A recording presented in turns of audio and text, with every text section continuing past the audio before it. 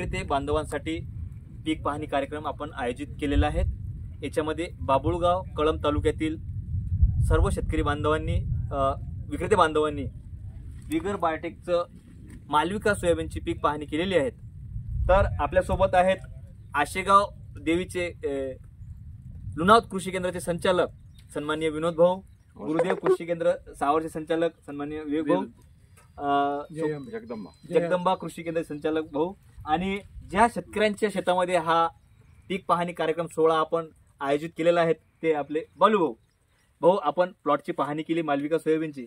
Malvika soybean विषयी आपण काय सांगू इच्छिता? चांगला वाण आहे। एकतर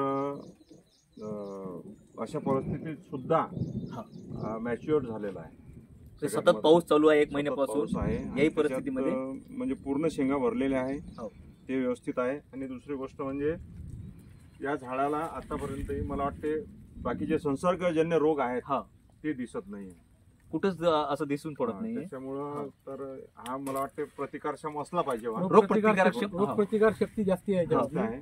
पाणी एवढं असूनही बी त्याला बळी नाही पडला।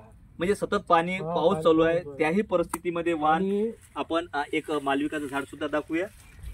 हा मालविका सोयाबीनचं झाड आहे विनोद भाऊ। या इथे कमी जास्त मालविका सोयाबीनला 250 ते 300 शेंगा आहे। या झाडाला भरपूर शेंगा आहे आणि या वाणाचं मालविका सोयाबीनचं वैशिष्ट्य मुळा खूप खोलवर जातात, म्हणून आपण तुम्ही पाण्याचा ताण आहे, जो पाऊस कमी राहिला किंवा जास्त राहिला तर या व्हेरायटीवर तेवढं काही फरक पडत नाही आणि त्याची मुळा जे आहे ना खूप खोलवर जातात आणि झाड दणकट आहे।